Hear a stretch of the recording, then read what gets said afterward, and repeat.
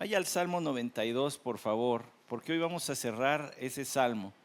No sin antes dar la bienvenida a algunas personas, porque ustedes lo saben. El mandato más grande es amar a Dios. No lo dijeron con mucha convicción, pero espero que lo... Amar a Dios. Y el segundo es amar al prójimo. Entonces, de lo más importante, la lección más grande que deja la doctrina bíblica es el amor a Dios y el amor al prójimo. Entonces llegaron algunas personitas que no les hemos dado la bienvenida, pero que corresponde que lo hagamos porque pues es lo propio, es una manera también de mostrarles amor. Llegó con nosotros el joven Gerardo Medina. Ahí está mi hermano Gerardo. Póngase de pie, por favor. ¿Le acompaña alguien? ¿Sí? ¿Su nombre cuál es? ¿Perdón? Raúl Flores. Pues muy bienvenidos, que el Señor les bendiga. Gracias por acompañarnos. Alguien más llegó por aquí, de visita, que no le hemos dado la bienvenida. ¿No? Ya se están echando la bolita unos para otros. Ah, sí, ya ubiqué. Hermano José Antonio, ¿vienen con usted? Preséntelos entonces, por favor. Alejandro, pues muy bienvenido Alejandro, que el Señor le bendiga. Hacemos esto y no queremos hacerles sentir incómodos o señalados, es solamente una manera de reconocer que sí nos interesan, sí nos importa su presencia con nosotros. Así que bienvenidos, que todo lo que hacemos y continuemos en el resto de este servicio sea de mucha bendición para ustedes también. Si tiene el Salmo 92, póngase de pie para la lectura de la palabra de Dios, por respeto a lo que va a ser leído, que es la palabra de Dios.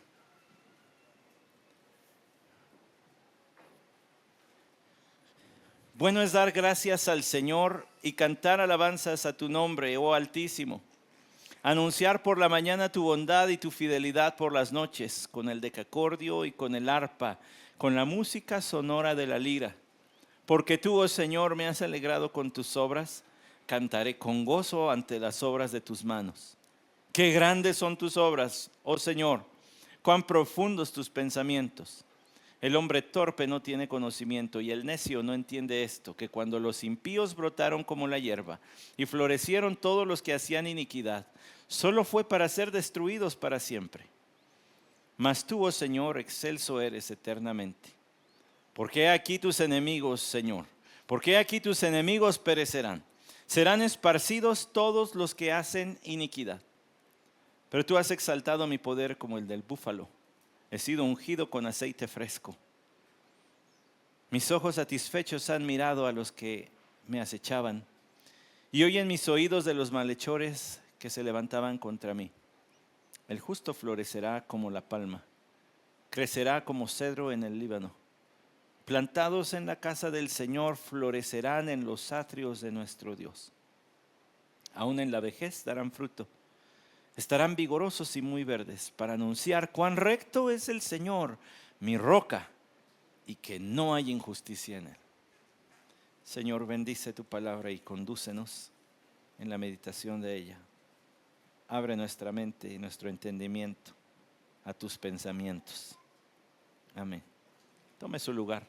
Le estaba diciendo yo, si el Señor lo permite, al rato tengo que salir con rumbo a Honduras. Y van a decir, pero pastor, está el campamento de la iglesia. Le metí su sustito a Abdi porque le dije, yo llego el sábado allá.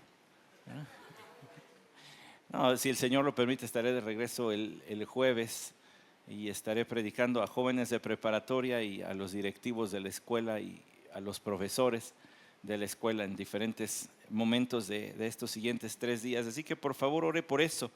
Algo que siempre procuro decirle cuando regreso es lo que Dios hizo. Pero hoy quiero mostrarle algo que nunca muestro y solo lo voy a enseñar porque va de acuerdo con el tema de hoy. Entonces les pedí a mis hermanos que me prepararan una presentación. Les voy a compartir. El Salmo 92:5 que acabamos de leer dice, qué grandes son tus obras, oh Señor, cuán profundos tus pensamientos. Mire lo que va a aparecer a continuación Ese no es el mar, ese es un lago congelado en Michigan. Jamás había visto yo un lago congelado y hacía tanto frío, hermanos, que eso parecía pista de patinaje, así como va a estar la alberca del campamento, más o menos. Este atardecer iba volando en algún avión y estaba traduciéndoles un himno que luego vamos a cantar, un himno que es el Salmo 100, otra versión más del Salmo 150. Y estaba yo metido, ¿verdad? Escuchando y traduciendo, escribiendo, y cuando alzo los ojos estaba esto enfrente de mí. Saqué el celular, dije, un atardecer desde las nubes. ¿Sabe que cuando la primera vez que mi hija se subió, no, como la segunda ya hablaba, cuando se subió a un avión dijo, mira papi, las nubes están en el piso? Creo que es tener mente de niño, ¿verdad? Bueno, pues así. Y ese es un frutito de un pino. Mira nada más lo intrincado de su composición, los colores. Le seguimos, por favor. Esa es una piñita, ¿no? Una conífera, pues, pero todo el mundo le decimos malamente piñita. Había un montón de esas tiradas en la casa de un amigo que parecía tapete. Y me dice, si quieres llévate unas. Le dije, van a llegar al aeropuerto de México y ahí me las van a quitar, eso no pasa. Es una semilla, entonces no tiene caso, pero se prestó para una foto bonita. Mire los colores del otoño. Eso ni me acuerdo dónde fue, pero son los colores de otoño. Le seguimos, por favor. Ese no es el sol, esa es la luna, el reflejo de la luna en un lago totote. Y bien bonito, hermanos, arriesgué la vida para traerles esta foto. Porque allí en ese campamento donde fui a predicar, nos dijeron, a las 10 nadie sale, porque sí bajan osos. Y por la noche se oye por allá el ruido de metal, de que andan buscando comida en los botes de basura, pero esos cuates los tumban como si nada, ¿verdad? Entonces ahí me salí nada más de la cabañita, así 3 pasitos, y la foto de la luna, el reflejo de la luna sobre el lago. Y luego estos frutitos ahí de un arbolito, pues no tengo idea cómo se llamen, ¿verdad? Se parecen a las pingüicas, pero no creo que sean. No es pingüica, quién sabe qué será. Pero se veía bonito, entonces le tomé foto. Seguimos, por favor. Ya está, no se vio, qué triste. Bueno, luego se las pongo en el chat si quieren. Allí lo que pasó es que se fue la luz. Estábamos en, ¿dónde vive Miguel? Tecacahuaco, gracias. Tecacahuaco, aquí en el estado de Hidalgo, pero se fue la luz en la comunidad y estaba negro. Entonces se veían cientos de estrellas encima de nuestra cabeza. Y en mi celular sí se ve bonita la foto, pero porque pues es más definición. Luego se las pongo, una chulada. Y luego estos dos los conocen, ¿no? El Popocatépetl y el Iztaccíhuatl. Ahí están los dos en algún avión también. ¿No le parece estupendo la creación del Señor? Y luego por último, mire, esa foto me hace llorar. No sé si así se va a ver cuando entremos al cielo. No sé, una cosa así maravillosa debe ser llegar al cielo. Pero esta fue otra foto de un avión. No hay 2 soles, el sol es el que está allí, el puntito, y el de arriba es el reflejo en la ventana. Pero por lo hizo que se viera bonito, ¿no? Pero vea el naranja y el montón de nubes. Son cosas que nunca les hablo, hermanos, de los viajes. Este es un estanque, ni siquiera es un lago, es un estanquito en una universidad cristiana en Carolina del Sur. Ahí tienen unas torres que les llaman de oración. Y usted entra allí si quiere, se va a orar y está solito, es un cuartito, hay varios. Y lo que está enfrente, la vista de eso es esto. Entonces usted se va allí a orar y tiene el estanque frente a usted con el reflejo. ¿No son grandes las obras del Señor? ¿Se acuerda que el Salmo 92 dice en su primera parte, en su primer versículo, dice, cántico para el día de reposo?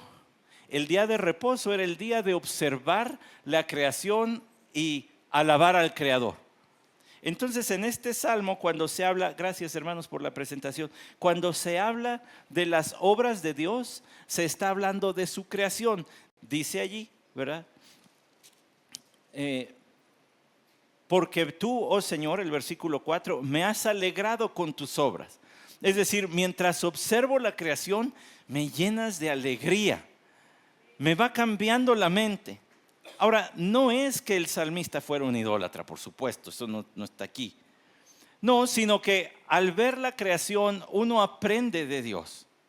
Un texto que no cité, pero que usted quizás se quedó esperando porque conoce la palabra de nuestro Dios, es el siguiente: de la creación aprendemos de Dios.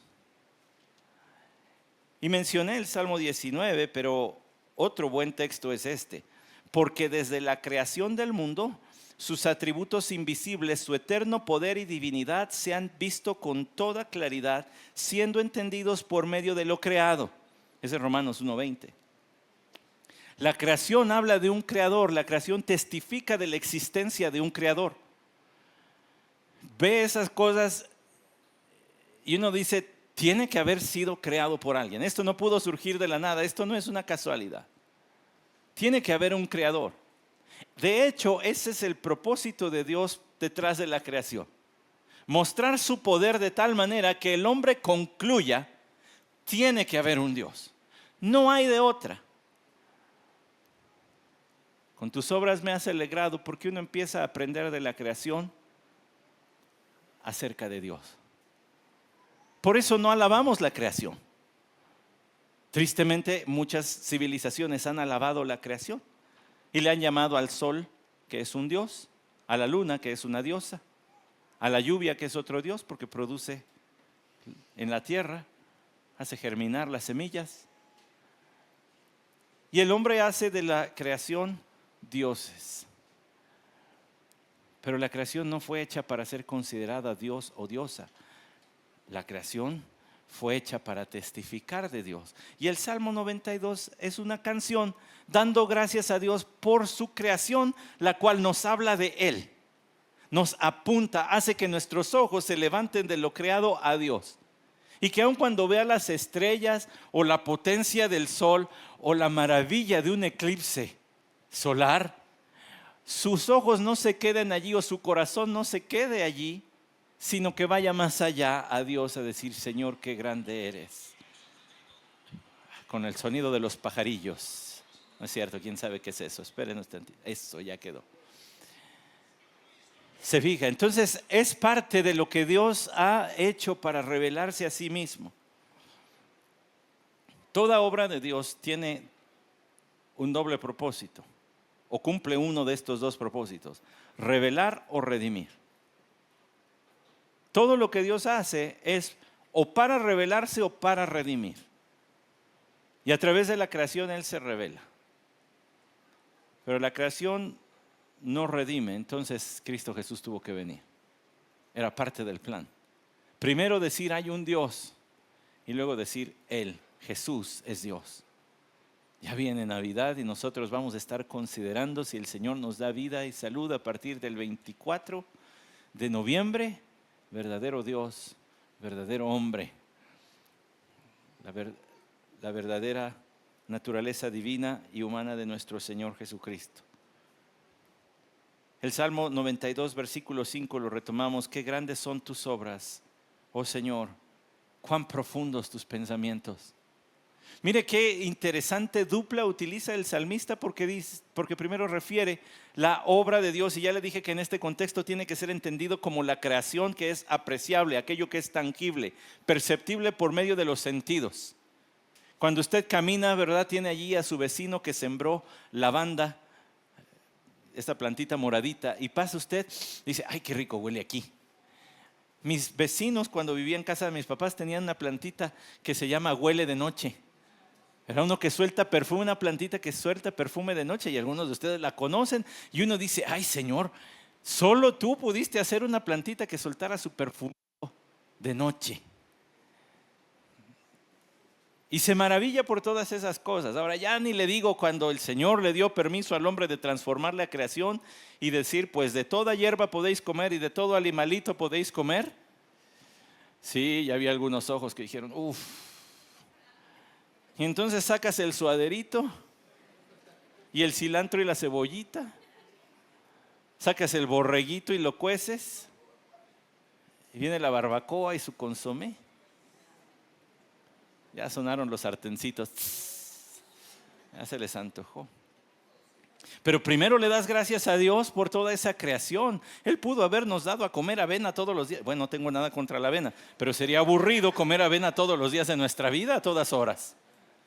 Pero nos dio una variedad de frutas, de verduras, de plantitas, de animalitos, ¿verdad? Está el cerdito y las carnitas, el pollito y el pollo rostizado, la res y el suadero. Ya le dije, ¿verdad? Bueno, hay quien come hasta víbora y yo no digo que se coma, pero hay quien la disfruta, ¿verdad? Tengo un amigo que dice que es la cosa más deliciosa, la víbora de cascabel. Tengo miedo de visitarlo, le soy sincero, digo, no me vaya a querer hacer probar ese bicho. Pero primero habla de lo tangible y luego habla, fíjese, cuán profundos tus pensamientos.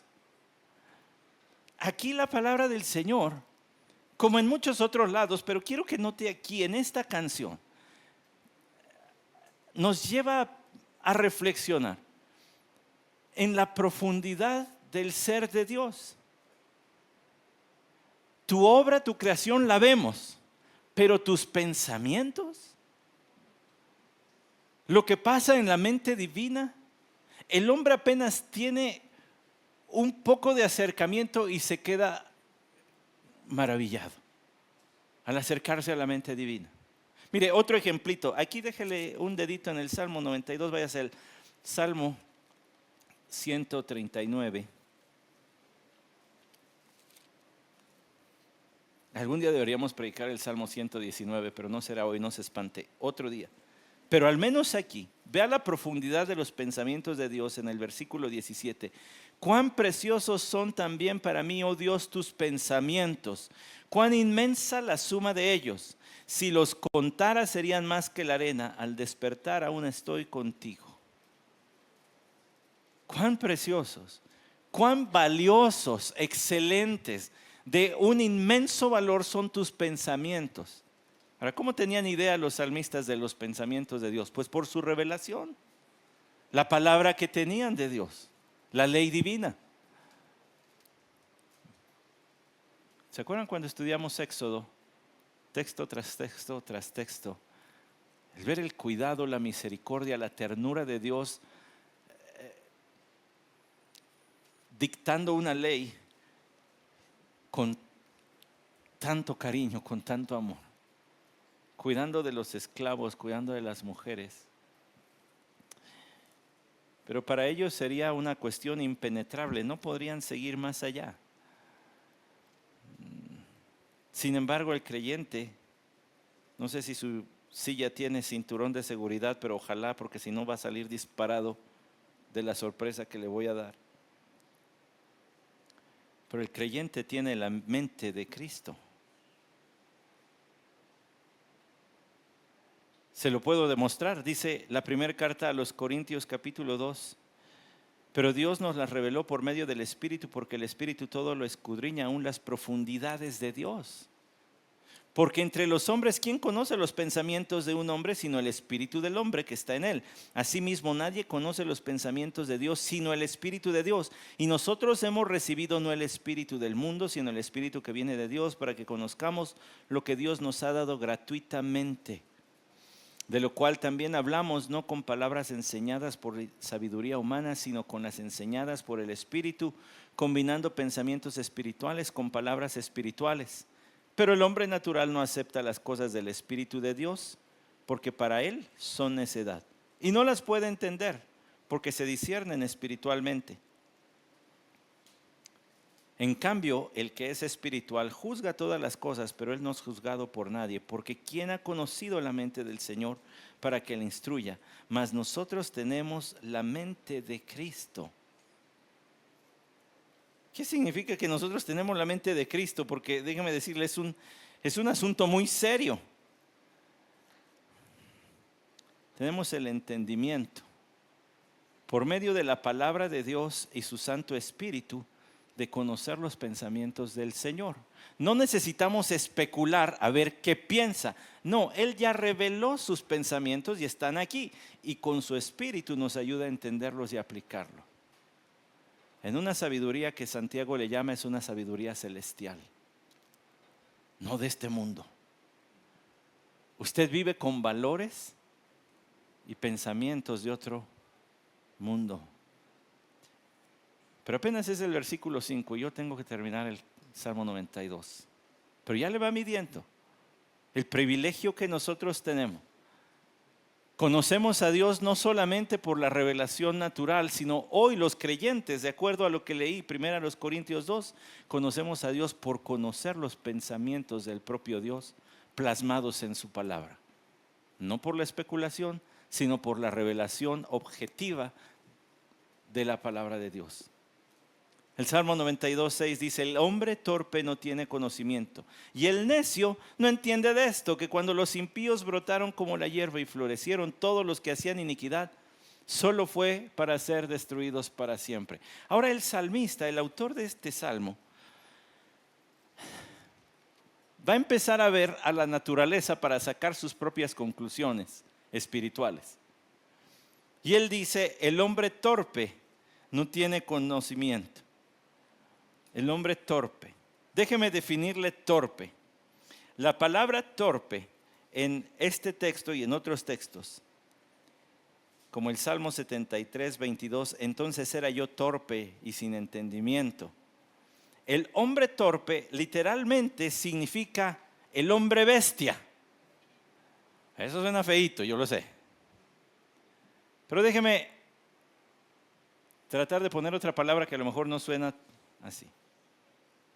El bruto. Salió tal vez muy parecido.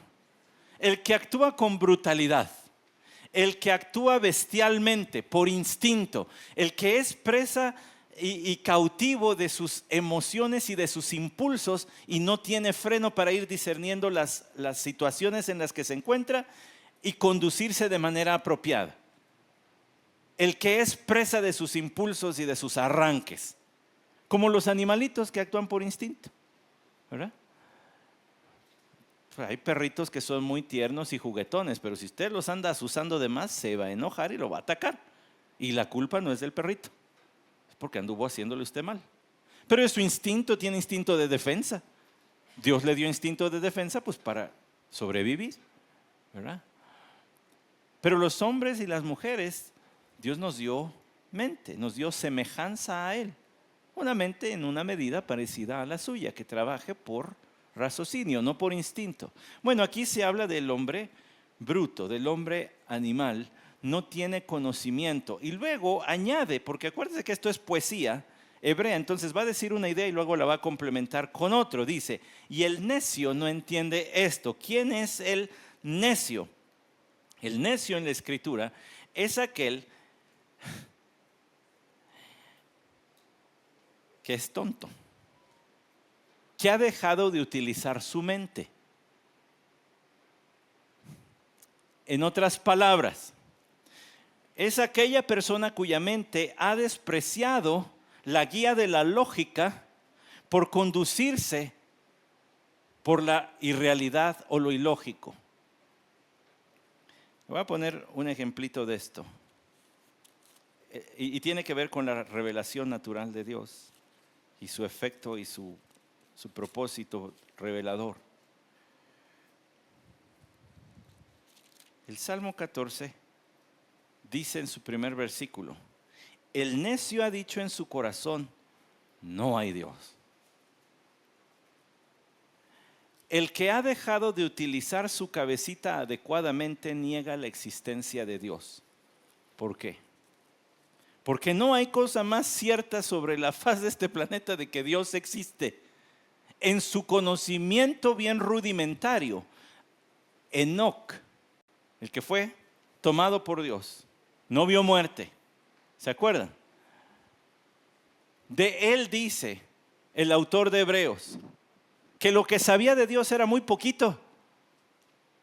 Enoc lo que sabía es que Dios existe y le gusta que lo busquen y recompensa a los que lo busquen. 3 afirmaciones de teología propia. Dios existe, le gusta que lo busquen y recompensa a los que le buscan. Entonces él se dedicó toda su vida a buscar a Dios. Y como dijo aquella niñita que ya he relatado, hasta que un día Dios le dijo, ya no te vayas a tu casa, vente a la mía. Y se lo llevó sin ver muerte. Pero en su conocimiento tan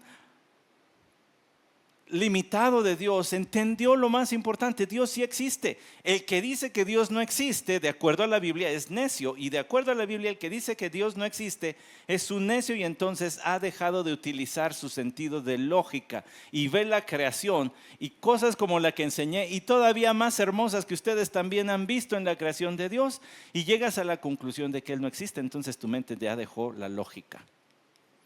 Y el abandono del uso de la mente es peligrosísimo, porque entonces te empiezas a identificar con el sexo que no eres, aunque tengas todas las credenciales del que sí eres. ¿Ya vio hasta dónde llega? Es que no soy ser humano, ahora soy perro, entonces me voy a poner unos implantes acá, me voy a andar arrastrando y me traen con una correa y me dan de comer croquetas en un plato para perro.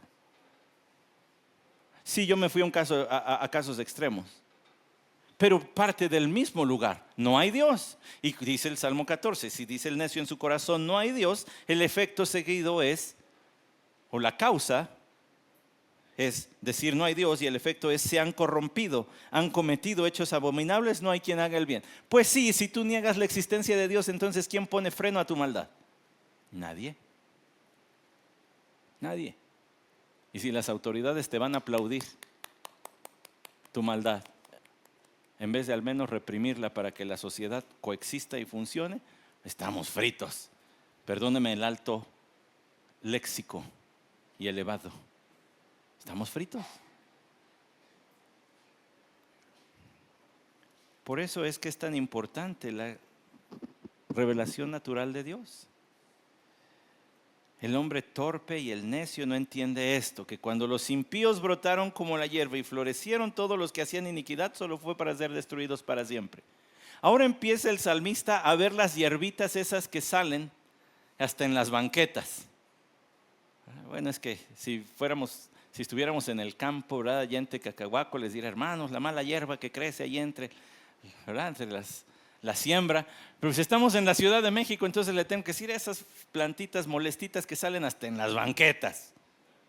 Cuando salen, de repente viene el tiempo de lluvias y ya está plagado las juntas de las piezas de concreto, ya están llenas de plantitas. Él ve así y dice, los impíos, los que han negado la ley de Dios, se esparcen, crecen, brotan por todos lados. No le hace eco luego el Señor cuando dijo, porque ancha es la puerta, espacioso es el camino que lleva a la perdición? La maldad se reproduce fácil. El salmista ve a los impíos y dice, brotaron como la hierba, pero como la hierba mala.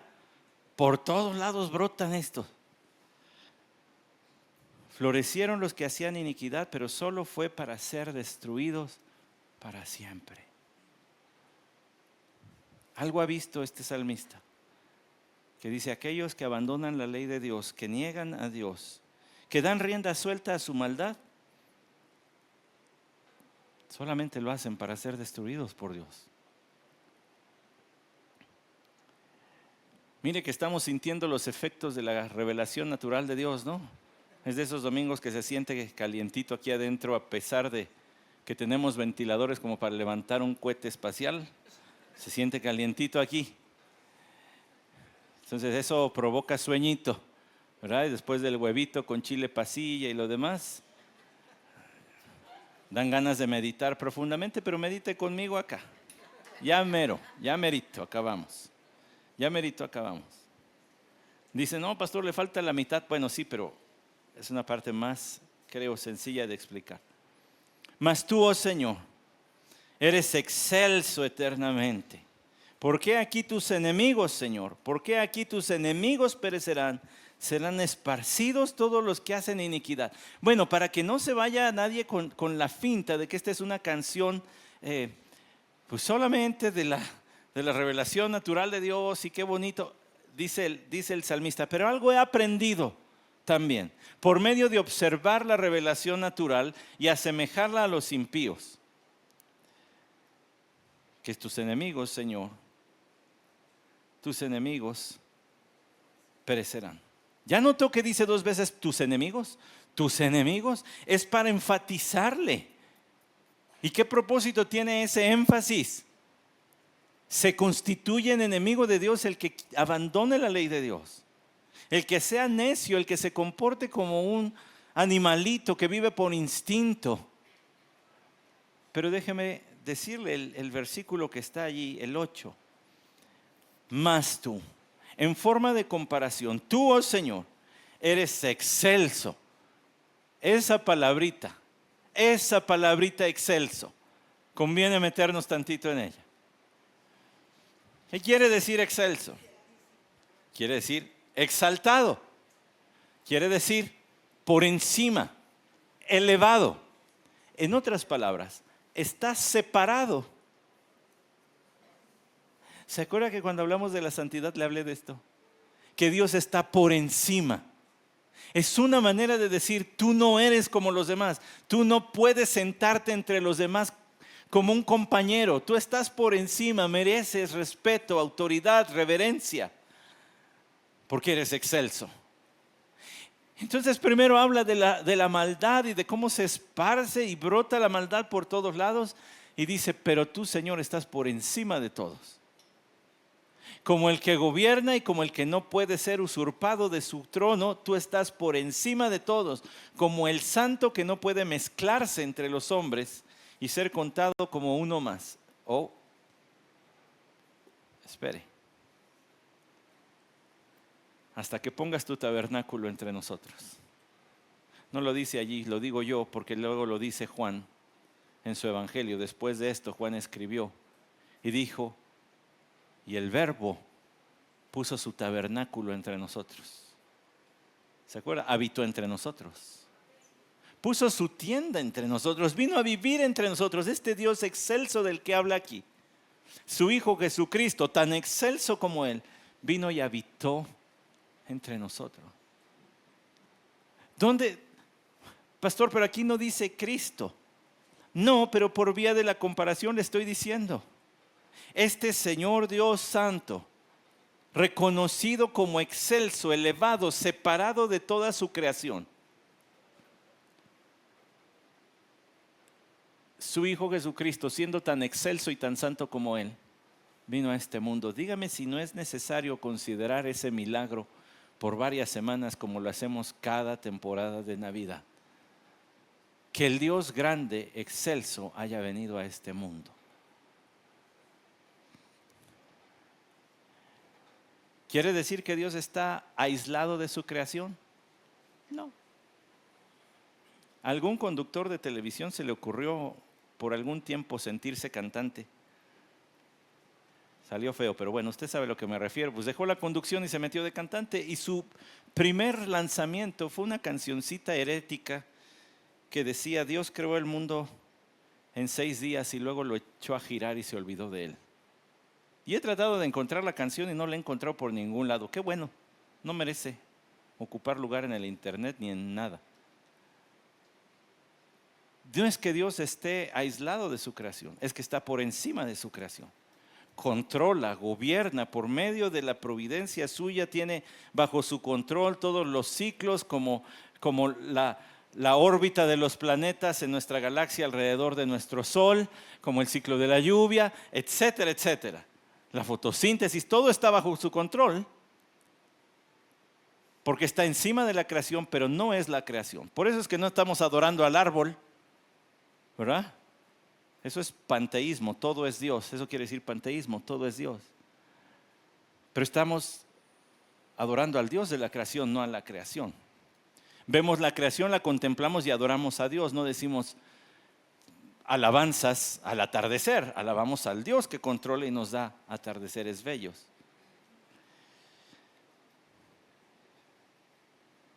Porque Él está por encima de la creación y aunque tiene control de ella, está por encima. No se mezcla, no puede ser comparado, pero su Hijo Jesús sí vino y habitó entre nosotros. Tus enemigos, oh Señor, he aquí tus enemigos serán esparcidos todos los que hacen iniquidad. Y luego toma más ejemplitos de la creación. ¿Ya vio? Hasta hay una canción de Jesús Arián Romero que dice como el búfalo, ¿verdad? Pues aquí está. Pero tú has exaltado mi poder como el del búfalo. He sido ungido con aceite fresco. Permítame decirle algo interesante. El búfalo tiene 2 cuernos, chiquitos, pero a final de cuentas cuernos. En la creación, entre el reino animal, los animales que pueden defenderse mejor tienen colmillos y garras o tienen cuernos, ¿verdad? Entonces quizá usted ha visto cómo se defienden algunos animalitos de grandes depredadores. Y aunque los búfalos tienen cuernos chiquitos, utilizan su cabeza y su cuello fuertísimo para golpear a sus enemigos. Y los sacan a buena distancia del golpe que les dan. Hace algunos años estaba yo en Estados Unidos y entré a una reserva de indígenas y tenían en la pared, a altura de uno más o menos, una cabeza de búfalo. Una cabezota de búfalo. Y tiene sus cuernitos chiquitos. Ahora, un dato curioso. Le traté de meter el dedo entre su pelo. No, hombre, se atora, parece peluche viejo, ¿no? Desde que ya no se mueve, ya no se peina, se atora. Pero ahí estaba la cabezota del búfalo. Es que aunque tiene cuernos chiquitos, con su cabeza gigantesca y su cuello masivo, colosal, pues pega y pega fuerte. Aquí dice el salmista: has exaltado mi poder como el del búfalo. Un animal poderoso, es imponente. Gracias a Dios se perdió un amigo un día manejando en Colorado y fuimos a parar una reserva de búfalos. Estaban bien cerquita. Un animalote gigantesco. El salmista dice: bueno, todos ellos perecerán, pero a mí tú has aumentado mis fuerzas como las del búfalo. Pero no está hablando de sí mismo, está hablando del Dios que da la fuerza. Por favor, escuche eso. Él está usando los ejemplos de la naturaleza para hablar de lo que Dios hace. He sido ungido con aceite fresco. Se estrujaban las aceitunitas y se obtenía el aceite de oliva, como se sigue haciendo hoy, y se utilizaba el aceite para ungir a las personas, ya fuera como una cuestión medicinal o como una cuestión espiritual, para decir: esta es una persona escogida por Dios. Y dice el salmista: he sido ungido con aceite fresco, nuevo aceite de parte de Dios que me da fuerzas, que me cura, que me sana. Mis ojos satisfechos han mirado a los que me acechaban y oyen mis oídos de los malhechores que se levantaban contra mí. Mis enemigos se han convertido en rumores. Aquellos que me habían salido a hacerme guerra al frente, hoy solamente se oye por allá algo. ¿No le parece fascinante lo que está describiendo? Dios, tú eres mi fuerza y tú eres mi defensa. Y todo eso lo estoy viendo a través de tu creación. El justo florecerá como la palma, crecerá como cedro en el Líbano. Esta es la única vez en la Biblia que se utiliza la palma, estas palmeras pues, para hablar como ejemplo de virtud. Es la única vez en la Biblia. Entonces es difícil entender a qué se refería, porque el cedro del Líbano aparece en otros lados y es un árbol que su madera es muy fuerte. Entonces se habla de fortaleza y de longevidad al mencionar al Líbano. Pero todo el mundo dice: ¿y por qué habrá hablado de una palmera? Seguramente tenía en mente no palmeras como las que hay en Cuapa, hermanos. Allá donde vivo, las palmeras, hay un montón de palmeras muertas. Hasta mi hija y yo las arremedamos. ¿Verdad? Digo, a ver cómo se ve esa palmera. Y ahí se pone toda chuequita y así. Porque ya están muertas, ya están cafezudas, ya están... Seguramente él tenía en mente palmeras vigorosas, fuertes, llenas de dátiles. Quizá la palmera la habla aquí para mencionar el fruto constante, el vigor. Y luego compara a los justos, aquellos que han sido justificados por la fe, como cedros del Líbano, madera fuerte y longeva. Dice, plantados en la casa del Señor, florecerán en los atrios de nuestro Dios. No pase por alto esto, por favor. Yo sé que hace calorcito, pero no pase por alto esto. Plantados en la casa del Señor se complementa con atrios de nuestro Dios. En la comunión con Dios, en el servicio a Dios es donde el creyente, el que ha sido justificado, encuentra su vigor. Y eso nos empieza a acercar a la obra de Dios, no en el día de reposo, sino el primer día de la semana. Los judíos guardaban el día de reposo. Era un día para reflexionar en la creación de Dios y lo que Dios revelaba a través de su creación acerca de sí mismo. Los creyentes ya no nos reunimos en el día de reposo, ya no nos reunimos en día sábado, nos reunimos en día domingo para celebrar la otra obra de Dios, la obra de redención. Yo le dije, todo lo que Dios ha hecho tiene el propósito o de revelar o de redimir. Nosotros ya no venimos a hablar de la revelación en la creación, sino de la redención en Cristo Jesús. Y lo que Dios ha hecho a través de Cristo Jesús eclipsa, para seguir hablando de la naturaleza, la belleza de la obra de la creación. A ver, nada más se lo voy a repetir porque esto lo tiene que escuchar. Hasta aquí vamos a aterrizar el avión ya en los últimos 2 versículos. Los creyentes ya no celebramos el día de reposo y contemplamos la creación. Los creyentes nos reunimos el primer día de la semana, cuando Cristo resucitó, para contemplar la obra de Cristo en la cruz.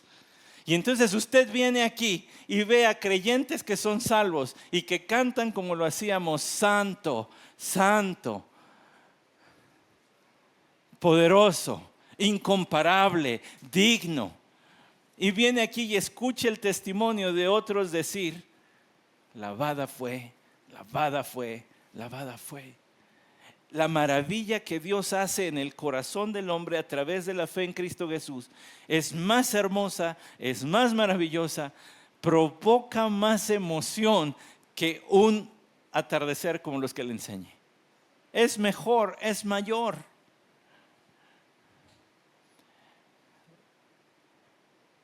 Pastor, pero es que los hermanos no son perfectos. Uy, si supiera. No sé. Pero si son sus hermanos, lo que Dios está haciendo en ellos es más maravilloso que toda la creación junta, porque es la obra de Cristo por la fe. Él sigue obrando. A los años de ministerio pastoral le doy gracias al Señor, que no soy lo que debería ser, pero ya no soy lo que fui. Y hoy entiendo mejor, o al menos comprendo mejor que el desarrollo del carácter cristiano lleva mucho tiempo. Y eso da paciencia. Hay etapas en la vida, hay etapas en la vida cristiana. Y uno empieza a ver la maravilla de Dios en la obra de cada uno de ustedes que está haciendo Él. Pero no solo eso, uno se ve al espejo y dice: Señor, qué paciencia tienes, mírame. Soy bien terco y aquí sigo. La obra de Cristo en su cruz, en su tumba vacía, es más hermosa que los 2 volcanes que le mostré.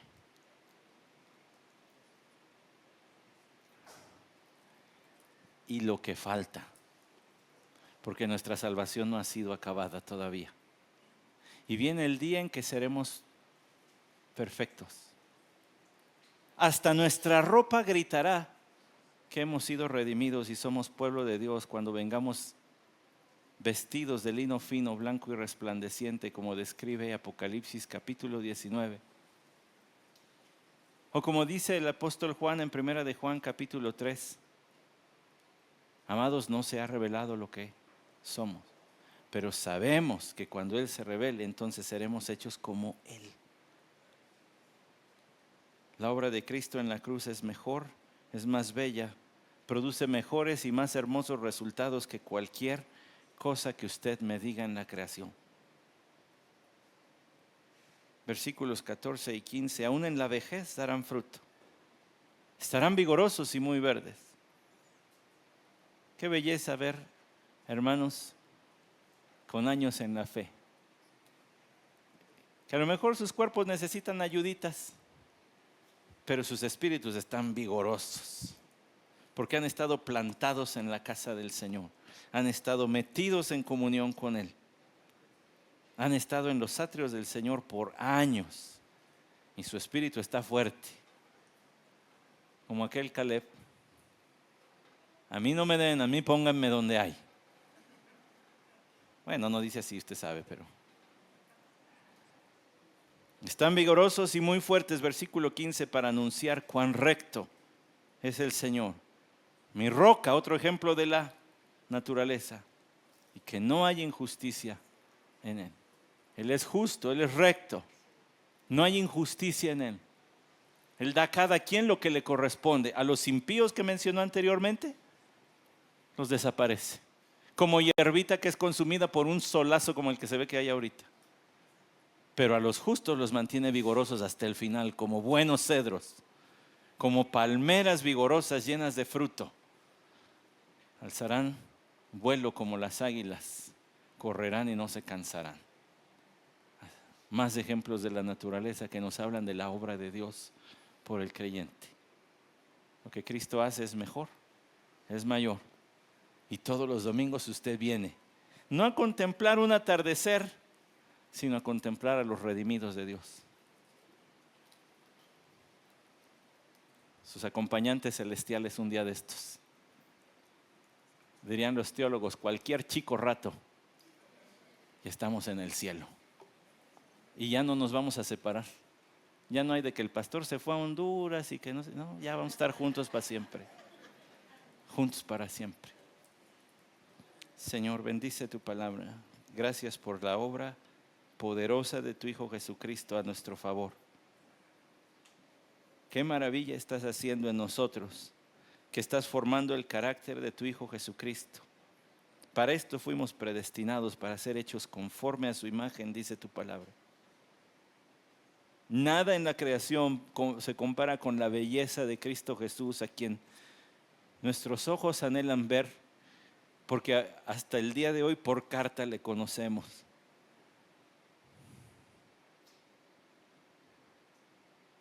Y un día seremos semejantes a Él. ¿Qué palabras pueden expresar siquiera lo que eso significa? ¿Y qué corazones pueden darte gracias suficientes por habernos rescatado, como hemos repasado en este día a través de tu Santa Cena?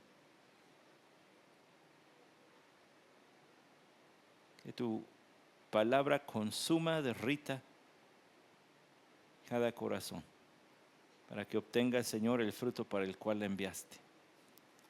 Amén.